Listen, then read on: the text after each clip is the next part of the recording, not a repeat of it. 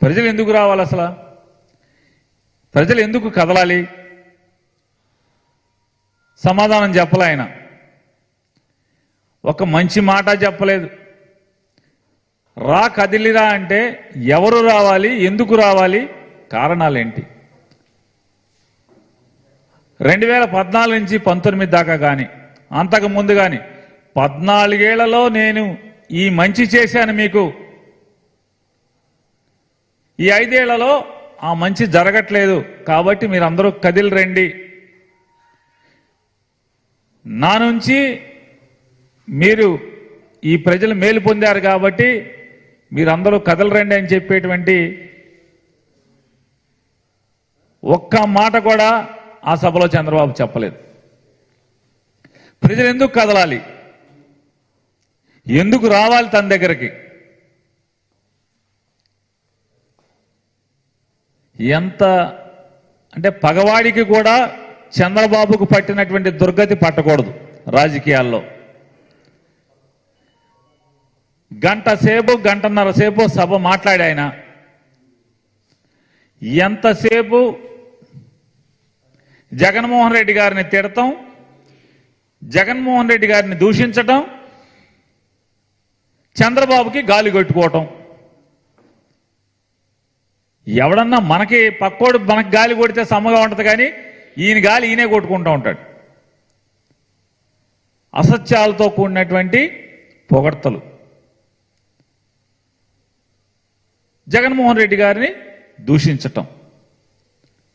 ఆయన చెప్తున్నాడు ఆ సభలో, ఎందుకంటే ఆ ఊరు కనిగిరిలో మీటింగ్ జరిగింది కాబట్టి ఆయన చెప్తున్నాడు, కనిగిరి వాళ్ళు ఇక్కడ చాలా పేదరికంలో మగ్గిపోతారు, హైదరాబాదు బెంగళూరు వెళ్ళి కోట్లు సంపాదిస్తారు, కనిగిరి మొత్తం పేదరికం ఉంది, అవకాశాలు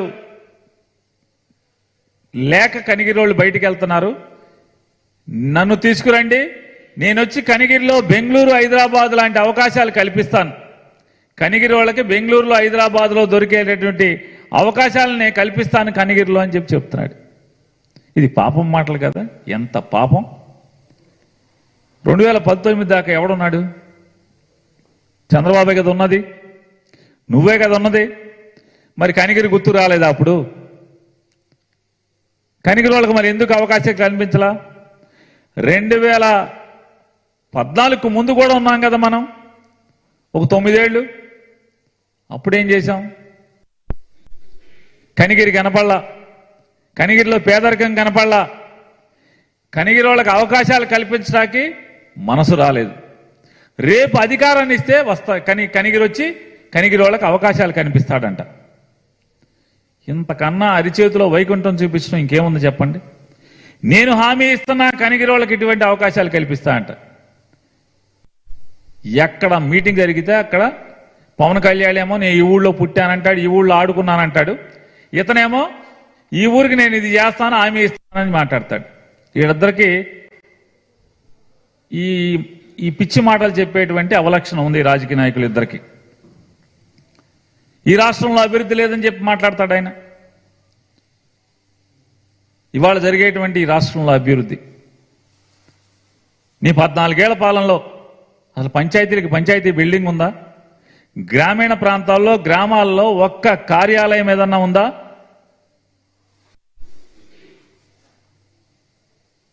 ఏముంది నీ 14 ఏళ్ల పరిపాలనలో? ఇవాళ జగన్మోహన్ రెడ్డి గారు చేసే దాంట్లో అవన్నీ ఏమైనాయి? ఇవాళ 17 మెడికల్ కాలేజీల నిర్మాణం కానీ, లేదా 4 పోర్టుల నిర్మాణాలు కానీ, లేదా రాష్ట్ర వ్యాప్తంగా వందల సంఖ్యలో రైతు భరోసా కేంద్రాల నిర్మాణం కానీ, లేదా సచివాలయ భవంతుల నిర్మాణం, అంటే పంచాయతీ ఆఫీసులు దాంట్లో ఉండేట్టుగా సచివాలయ భవంతుల నిర్మాణం కానీ, గ్రామీణ ప్రాంతాల్లో గ్రామాల్లో ఇంటర్నల్ రోడ్ల నిర్మాణం కానీ, ఇలాంటి అనేక పాఠశాలల నిర్మాణాలు కానీ, ఇదేం అభివృద్ధి కాదా? ప్రైవేటు ఈ 5 సంవత్సరాల్లో ఎన్ని ప్రైవేటు పరిశ్రమలు వచ్చినాయి? ఎన్ని లక్షల కోట్ల రూపాయలు ప్రైవేటు పరిశ్రమల ఏర్పాటుతో ఈ రాష్ట్రానికి తరలి వచ్చినాయి? ఇవాళ ఆయన చెప్తాడు, ఆదాయాన్ని పెంచి ఏ ప్రభుత్వం అయితే వ్యక్తుల యొక్క ప్రజల యొక్క ఆదాయాన్ని పెంచి వారి ఖర్చులు తగ్గిస్తే అదే సుపరిపాలన అంట. చంద్రబాబు నాయుడు గారు అసలు ఈ 14 ఏళ్లలో ఎవరి ఆదాయం ఏం పెంచాడు, ఏం ఖర్చులు తగ్గించాడు అని చెప్తున్నాను. రేట్లు ఎప్పుడన్నా తగ్గించాడా చంద్రబాబు పరిపాలనలో? అతను 14 ఏళ్ల పరిపాలనలో ఎప్పుడన్నా రేట్లు తగ్గించాడా?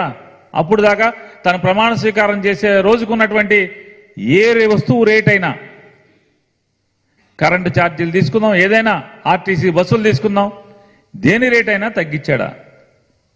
మోసపు మాటలు. ఆయనంట అమెరికాకి దారి చూపించాడంట. ఆ దారిలో అనేక మంది ప్రకాశం జిల్లా నుంచి వెళ్ళిపోయి అమెరికాలో కోట్ల రూపాయలు సంపాదించుకుని సెటిల్ అయిపోయారంట. బాగా సంపాదించారంట ఆయన చూపించిన దారిలో ఎంతో మంది వెళ్ళి. ఈయన లేకపోతే మామూలుగా ఈయన ముఖ్యమంత్రి అయ్యే వరకు అసలు ఆంధ్రప్రదేశ్ రాష్ట్రం నుంచి ఎవడు అమెరికా వెళ్ళలేదు, విదేశాలు వెళ్ళలేదు, విమానం ఎక్కలేదు ఎవడు. ఈయన వచ్చి అందరినీ మామూలుగా తాళ్ళేసి కట్టి విమానం ఎక్కి చెప్పించాడు, పలకా పలకం పెట్టి చదువు నేర్పించాడు.